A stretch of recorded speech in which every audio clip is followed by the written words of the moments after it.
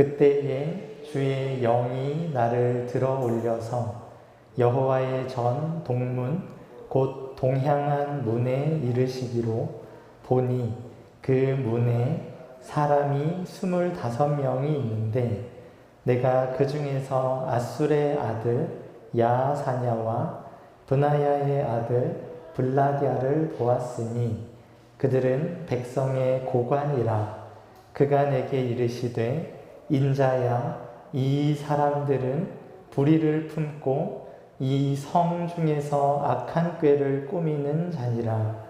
그들의 말이 집 건축할 때가 가깝지 아니한즉 이 성읍은 가마가 되고 우리는 고기가 된다 하나니, 그러므로 인자야, 너는 그들을 쳐서 예언하고 예언할지니라. 여호와의 영이 내게 임하여 이르시되 너는 말하기를 여호와의 말씀에 이스라엘 족속아, 너희가 이렇게 말하였도다. 너희 마음에서 일어나는 것을 내가 다 아노라. 너희가 이 성읍에서 많이 죽여 그 거리를 시체로 채웠도다. 그러므로 주 여호와께서 이같이 말씀하셨느니라. 이 성읍 중에서 너희가 죽인 시체는 그 공이요 이 성읍은 그 가마인데 너희는 그 가운데에서 끌려 나오리라. 나 주 여호와가 말하노라. 너희가 칼을 두려워하니 내가 칼로 너희에게 이르게 하고 너희를 그 성읍 가운데에서 끌어내어 타국인의 손에 넘겨 너희에게 벌을 내리리니 너희가 칼에 엎드러질 것이라. 내가 이스라엘 변경에서 너희를 심판하리니 너희는 내가 여호와인 줄을 알리라. 이 성읍은 너희 가마가 되지 아니하고 너희는 그 가운데에 고기가 되지 아니할지라. 내가 너희를 이스라엘 변경에서 심판하리니 너희는 내가 여호와인 줄을 알리라. 너희가 내 율례를 행하지 아니하며 규례를 지키지 아니하고 너희 사방에 있는 이방인의 규례대로 행하였느니라 하셨다 하라. 이에 내가 예언할 때에 브나야의 아들 블라디아가 죽기로 내가 엎드려 큰 소리로 부르짖어 이르되 오호라, 주 여호와여, 이스라엘의 남은 자를 다 멸절하고자 하시나이까 하니라. 아멘. 우리 1절을 다시 한번 보면 그때에 주의 영이 나를 들어 올려서 여호와의 전 동문 곧 동향한 문에 이르시기로 보니 그 문에 사람이 25명이 있는데 내가 그 중에서 아술의 아들 야사냐와 브나야의 아들 블라디아를 보았으니 그들은 백성의 고관이라. 이들은 주전 597년에 여호야긴 왕이 바벨론에게 항복하고 바벨론으로 포로로 끌려가는 중에, 그리고 여호야긴과 함께 많은 포로들이 끌려가는 중에 예루살렘에 남아있던 사람들입니다. 이 여호야긴 왕이 바벨론으로 끌려갈 때 어떤 일들이 일어났었는지를 열왕기가 이렇게 묘사하는데요. 24절, 14절을 제가 읽으면 그가 또 예루살렘의 모든 백성과 모든 지도자와 모든 용사 10,000명과 모든 장인과 대장장이를 사로잡아 가매 비천한 자 외에는 그 땅에 남은 자가 없었더라. 예루살렘에 쓸만한 사람들은 하나도 남겨놓지 않고 다 바벨론으로 끌고 갔습니다. 예루살렘에 쓸만한 사람들, 용사나 장인들, 대장장이들을 놔두면 또 반역을 일으킬까봐 그렇게 하지 못하도록 모든 지도자들, 용사들, 장인들, 대장장이들은 다 끌고 갔고 그 땅에는 비천한 자들만 남아 있었습니다. 이 앞에서 25명의 이 고관들은 비천한 사람들을 이끄는 책임을 맡은 사람들입니다. 그런데 이 책임을 맡은 사람들이 어떤 생각을 하고 있는지를 2절에서 이렇게 지적을 하십니다. 그가 내게 이르시되 인자야 이 사람들은 불의를 품고 이 성 중에서 악한 꾀를 꾸미는 자니라. 그들의 말이 집 건축할 때가 가깝지 아니한즉 이 성읍은 가마가 되고 우리는 고기가 된다 하나니. 이 고관들이 하는 말이 이 집 건축할 때가 가깝지가 않다라고 합니다. 집을 짓는 것에 대해서는 걱정할 때가 아니라는 말입니다. 이 성읍이 가마가 되고 우리는 고기가 된다. 이 말은 뚜껑이 달린 뚜껑이 있는 가마솥을 상상하시면 됩니다. 이 가마솥 속의 고기가 다른 어떤 침략에도 무너지지 않고 보호받고 있는 것처럼 자신들이 예루살렘 성읍 안에서 안전하게 보호를 받을 거다 하는 자신감을 드러내고 있습니다. 그런데 2절에서 하나님께서는 그들의 이 마음이 불의다, 악한 꾀다 이렇게 규정을 하십니다. 왜 이들의 이 말이 악한 꾀인가 하면 4절부터 6절에서 이렇게 말씀하십니다. 그러므로 인자야 너는 그들을 쳐서 예언할지니라. 여호와의 영이 내게 임하여 이르시되 너는 말하기를 여호와의 말씀에 이스라엘 족속아 너희가 이렇게 말하였도다. 너희 마음에서 일어나는 것을 내가 다 아노라. 너희가 이 성읍에서 많이 죽여 그 거리를 시체로 채웠도다. 하나님은 사람의 마음을 잘 아십니다. 사람의 마음이 무엇으로 가득한지를 보시고 사람 안에서 사람의 살인하는 마음이 가득하다는 것. 그리고 그 마음의 표현으로 살인과 폭력, 착취와 억압이 예루살렘에 가득한 것을 하나님께서 다 알고 계신다는 것을 알려주십니다. 이 죄악 때문에, 이 피 흘리는 죄 때문에 예루살렘이 혹독한 징계를 받고 낮아지고 또 낮아졌는데도 이 죄를 향한 마음이 바뀌지를 않습니다. 고관들은 비천한 사람들을 섬기고 보살피기 위해서 존재하는 자들인데 거꾸로 고관들이 비천한 사람들 위에 군림해서 그들을 착취하고 억압하는 것이죠. 하나님께서 버리셨다. 하나님께서 보지 않으신다 하는 거짓말에 속아 넘어가서 마치 자신들이 하는 일을 하나님이 모르시는 것처럼 하나님께서 보지 않으시는 것처럼 행동한 것입니다. 잠언 14장 30절에 이렇게 가르치는데요. 우리 한 목소리로 함께 읽겠습니다. 시작. 가난한 사람을 학대하는 자는 그를 지으신 이를 멸시하는 자요.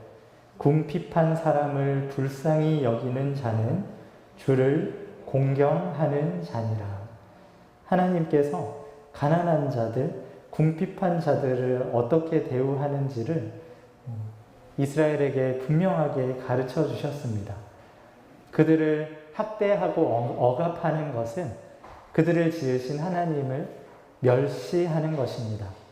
그런데도 이 예루살렘에 남아있던 고관들은 하나님을 안중에 두지 않았습니다.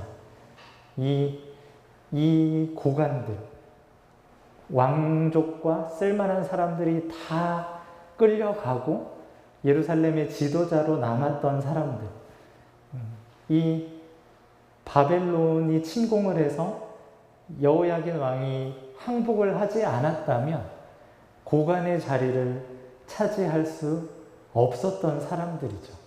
그 사람들이 고관의 자리를 차지했는데 그들에게 맡겨주신 보살피고 섬기는 임무는 아랑곳하지 않고 흔치 않게 찾아오는 기회에 자기 욕심을 채울 생각만 했던 것입니다. 어쩌다가 예루살렘이 이렇게 비참한 처지에 이르게 되었는지, 자신들은 또 어쩌다가 고관의 자리에 오게 되었는지를 전혀 생각하지 않은 것이죠. 그저 눈앞에 보이는 기회를 따라서 욕심이 시키는 대로 마음껏 폭력을 휘두른 것입니다. 이에 대해서 하나님은 이렇게 말씀하십니다. 7절부터 보면 그러므로 주 여호와께서 이같이 말씀하셨느니라. 이 성읍 중에서 너희가 죽인 시체는 그 고기요 이 성읍은 그 가마인데 너희는 그 가운데에서 끌려 나오리라. 나 주 여호와가 말하노라. 너희가 칼을 두려워하니 내가 칼로 너희에게 이르게 하고 너희를 그 성읍 가운데에서 끌어내어 타국인의 손에 넘겨 너희에게 벌을 내리리니 너희가 칼에 엎드러질 것이라. 내가 이스라엘 변경에서 너희를 심판하리니 너희는 내가 여호와인 줄을 알리라. 하나님께서 그들에게 심판을 선언하십니다. 그들의 근거 없는 자신감을 부수십니다. 고관들은 예루살렘이 감하고 자기들이 고기다라고 믿었는데 하나님은 그들의 고기가 아니라 그들이 죽인 시체가 고기고 너희 고관들은 예루살렘에서 끌려 나오게 된다 말씀하십니다. 끌려 나오는 것으로 그치는 것이 아닙니다.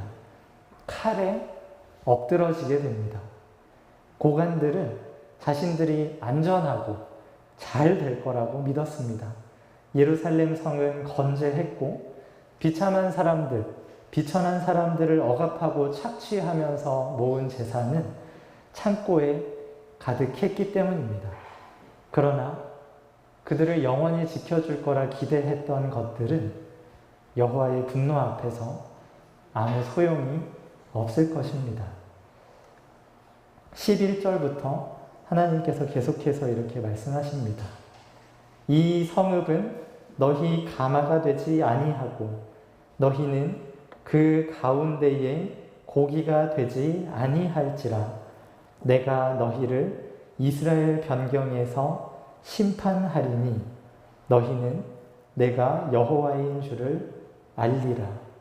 너희가 내 율례를 행하지 아니하며 규례를 지키지 아니하고 너희 사방에 있는 이방인의 규례대로 행하였느니라 하셨다 하라.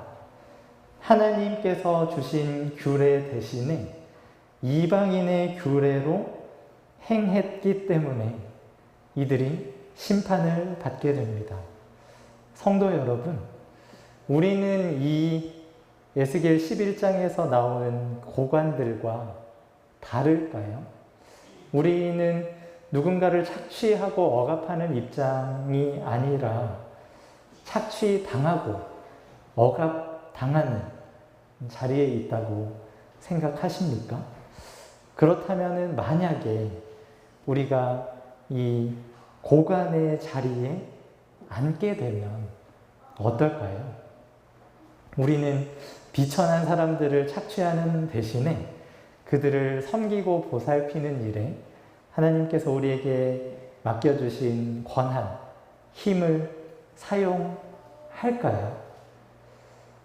그렇게 하실 자신이 있으신가요?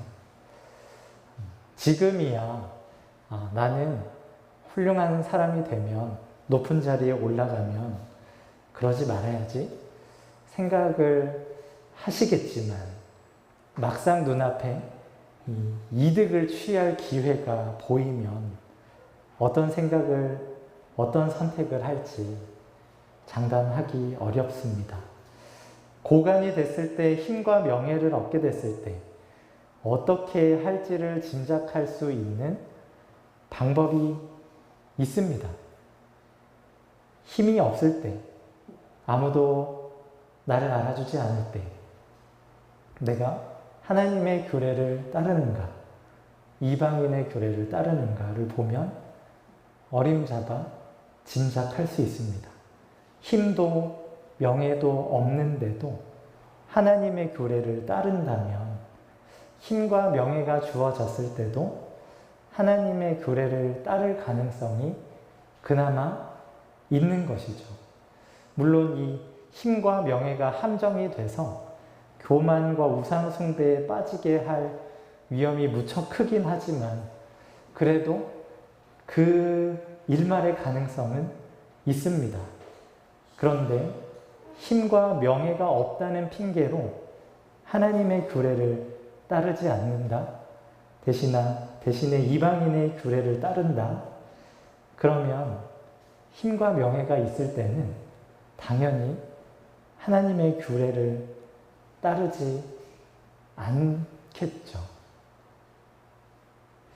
자신감의 근거는 내가 하나님의 규례를 따르느냐에 달려 있습니다. 하나님의 규례를 온 마음으로 즐거워하고 따르는 사람은 하나님께서 그 사람의 편이 되십니다. 자신감을 가질 충분한 이유가 됩니다. 그러나 하나님의 규례를 멸시하고 어기는 사람은 하나님께서 그 사람의 적이 되십니다. 그러면 그가 자신감을 가질 만한 다른 어떤 대단한 근거를 가지고 있다고 해도 그 자신감은 근거 없는 자신감입니다. 여러분 스스로를 잘 살펴보십시오. 나는 하나님의 규례, 율례, 하나님의 법, 하나님의 뜻을 생명으로 여기고 기쁨으로 따르는 사람인가?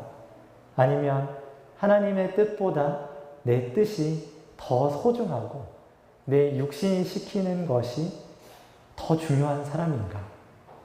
하나님의 뜻에 순종하고 하나님의 뜻이 이루어지는 것이 기쁜 사람은 그 삶에 생명과 열매가 풍성합니다. 반대로 하나님의 뜻을 거스르고 내 뜻을 고집하는 사람은 그 삶에 짜증과 원망, 우울과 두려움이 가득합니다. 여러분은 어느 편에 더 가까우신가요? 기쁨과 생명, 열매가 풍성한 삶이십니까? 짜증과 원망, 우울과 두려움이 가득한 삶이십니까? 이때 질문이 생기지 않으신가요? 하나님의 규례를 지켜야 된다는 건 알겠는데 그게 뭡니까? 그리고 그것을 어떻게 하면 지킬 수 있습니까? 이런 질문이 자연스럽게 들 것 같습니다. 야고보서 2장 8절 9절에 이렇게 기록되어 있습니다. 우리 한 목소리로 함께 읽겠습니다. 시작. 너희가 만일 성경에 기록된 대로 내 이웃 사랑하기를 내 몸과 같이 하라 하신 최고의 법을 지키면 잘하는 것이거니와 만일 너희가 사람을 차별하여 대하면 죄를 짓는 것이니 율법이 너희를 범법자로 정죄하리라. 내 이웃 사랑하기를 내 몸과 같이 하라 하신 이 법이 최고의 법입니다. 이 법을 지키면 잘 하는 것입니다.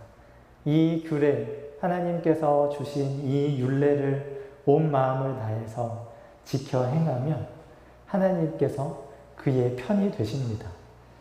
그러나 내 몸은 중요하지만 내 이웃은 소중하지 않다 하는 마음으로 사람을 차별하면서 대하면 그것은 죄를 짓는 것이고 율법이 범법자로 정죄하는 것입니다. 예루살렘의 고관들이 실패한 것이 이것이었습니다. 내 이웃은 돌보지 않고 나만 사랑하는 것. 나는 안전하다. 나는 안락하다. 스스로를 지키기에는 급급하지만 내 옆에서 죽어가는 생명은 돌아보지를 않는 것. 하나님은 이 불이 이 악한 꾀에 대한 보응으로 블라디아에게 칼을 휘두르십니다. 13절에 이렇게 기록되어 있습니다. 이에 내가 예언할 때에 브나야의 아들 블라디아가 죽기로 내가 엎드려 큰 소리로 부르짖어 이르되 오호라 주 여호와여 이스라엘의 남은 자를 다 멸절하고자 하시나이까 하니라. 고관들의 대표로 블라디아가 이 에스겔이 예언을 하는 도중에 죽습니다. 에스겔이 그 모습을 보고 주 여호와여 이스라엘의 남은 자를 다 멸절하고자 하시나이까 부르짖은 것은 이 블라디아의 죽음만으로 끝나지 않는다는 것을 너무나 잘 안 거죠. 블라디아를 시작으로 해서 25명의 고관들과 그들과 마찬가지로 그들의 마음에 하나님의 규례가 없고 하나님의 뜻이 없는 사람들 역시 하나님께서 다 죽이실 것을 알기에 에스겔이 그렇게 부르짖은 것입니다. 하나님의 칼이 블라디아와 예루살렘의 고관들만 치고 오늘 우리에게는 비껴나갈까요? 만약 그런 자신감이 있으시다면 그 근거는 무엇입니까? 하나님의 율례, 하나님의 규례를 충실히 지키면서 행하셨습니까? 내 이웃을 내 몸과 같이 사랑했다 하는 자신이 있으신가요? 인류 역사상 하나님의 율례와 규례를 제대로 지킨 사람은 오직 한 분뿐입니다. 우리의 희망은 이 한 분을 믿는 것 외에 어디에도 없습니다. 이분은 나를 대신해서 하나님의 율례와 규례를 충실히 행하실 뿐 아니라 하나님의 율례와 규례가 아니라 이방인의 규례를 따라서 살았던 나, 그래서 죽어 마땅한 나를 대신해서 죽임을 당하신 분입니다. 여러분은 이 분을 믿으십니까? 이분이 쏟아주신 사랑 앞에서 탄식하면서 울어본 적이 있으십니까? 이분이 주는 용서와 평안 안에서 기쁨과 감격으로 충만해져 본 적이 있으십니까? 만약에 그러시다면 자신감을 가지셔도 좋습니다. 다른 사람들은 다 죽어도 그런 분들에게는 칼이 비켜갈 것입니다. 그러나 이분을 뵌 적도 믿은 적도 없다면 칼이 나를 비껴가리라는 자신감은 근거 없는 자신감입니다. 하나님께서 우리의 구원자, 왕으로 세워주신 이 분을 믿으십시오. 우리 자신감의 근거는 우리의 어떠함이 아니라 우리 구주, 우리의 왕이 하신 일에 있습니다. 우리 주 예수 그리스도 안에서 자신감과 평안과 기쁨 가득한 삶을 우리 모두 누리게 되기를 소망합니다. 기도하겠습니다.